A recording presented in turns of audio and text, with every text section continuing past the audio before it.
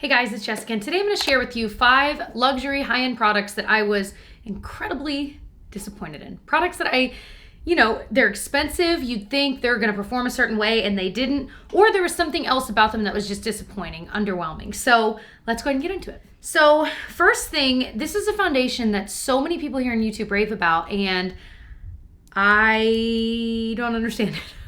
It's the Laura Mercier Flawless Fusion Ultra Longwear Foundation. I think part of the reason I initially didn't like this is I didn't have a good shade match. So that's my own fault. I ordered it online. That's virtually impossible to do. Even with foundation matrices online, it's still really hard to find that just right shade. I had the shade 1 and 2 Vanilla, and it just wasn't quite right.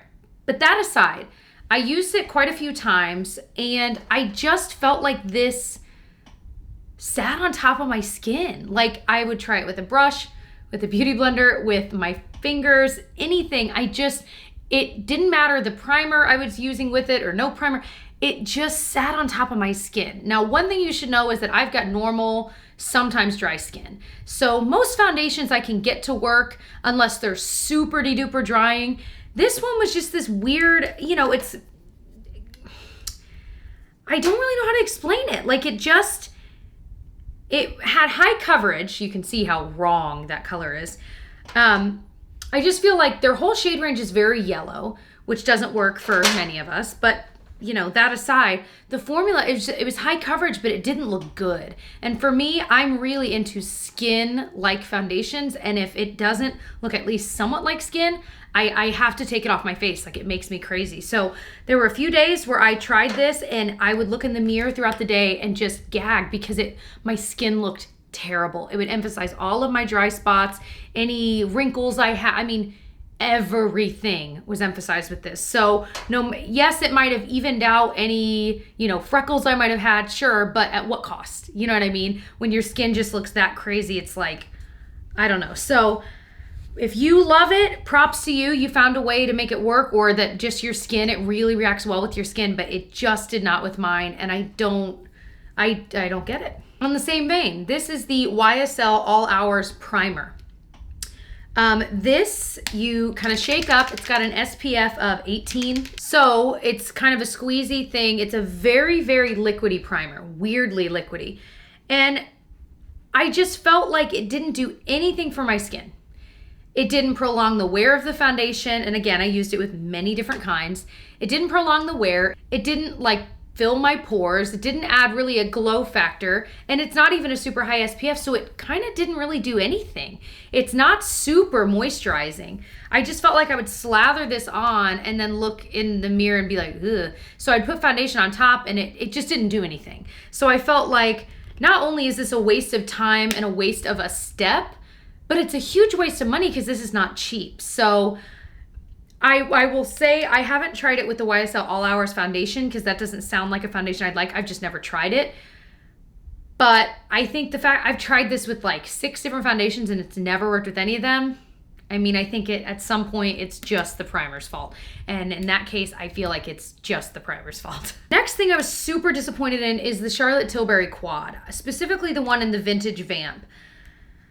I am a huge Charlotte Tilbury fan, really, truly. There's so many of her products that I am head over heels for. But this one I don't understand because these 2 shades look far too similar, especially once they're blended onto the eye.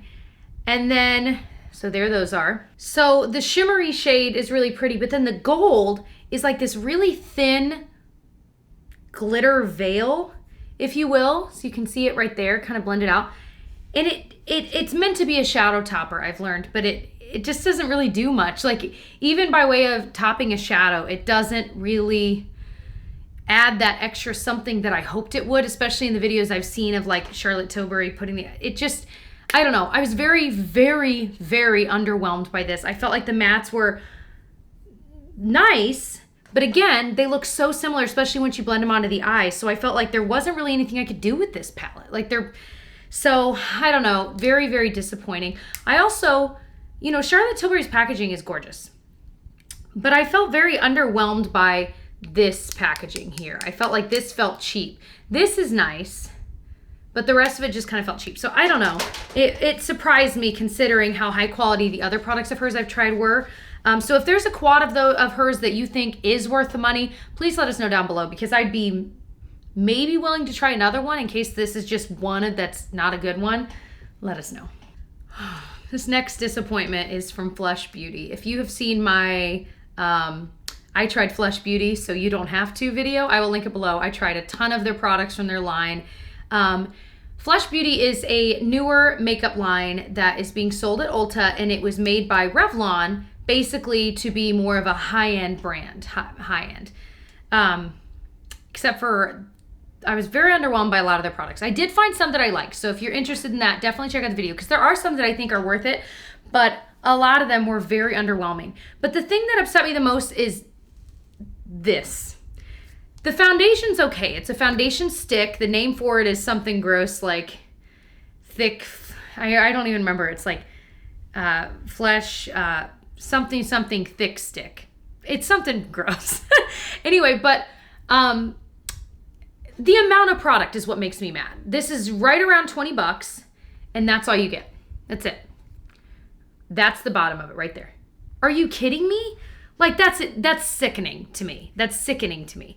And they didn't even, like, there are no pretenses. They didn't even, like, try to make it look bigger. No. Now, the foundation itself is okay.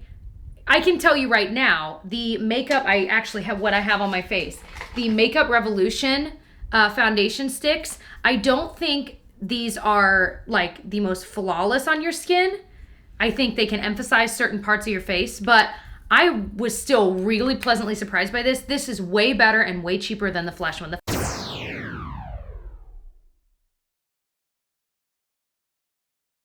Flush one's not quite as creamy, not as easy to blend onto your face, and on top of all of that, the size of it for 18 bucks is ridiculous. So I just feel like Flush really screwed up there. They either need to offer more product. I don't know. That whole line is so odd, just generally. So again, if you'd be interested in that video, the names of all of their products are comically gross. Okay. Last thing, this came in, I think, a BoxyCharm. The Dr. Brandt Needles No More Baggage Eye Depuffing Gel. So here's what bothered me about this.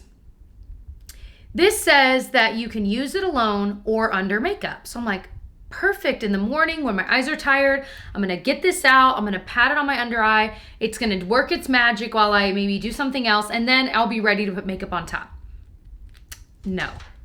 So it comes out this like kind of weird orange gel, which is fine. It's kind of whipped kind of feeling. So you pat it on your under eye. First things first, I haven't really noticed a big difference when I've used this. I've used it for a couple weeks, and I don't feel like I've really noticed any depuffing of my eyes. It doesn't really have a bad smell or anything.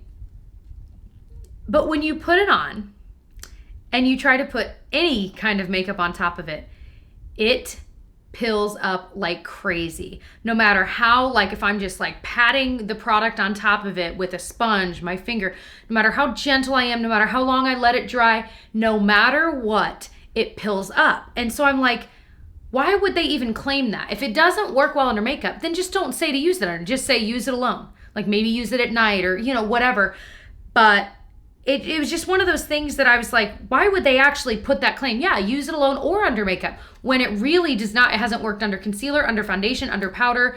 It just pills up, or it'll just really, the concealer just won't blend in just right. Like I can't describe it. It's like it's mixing with it, and it just can't sit onto my skin correctly because of this. So again, I've tried letting it dry longer. I've used a thinner layer. I mean, there's so many things, and it didn't seem to make a difference how I did it or what I did it with. It just wasn't right. So not only do I think this product is not super effective, but I also just think it adds more work to be done on your face when you try to put makeup on top of it.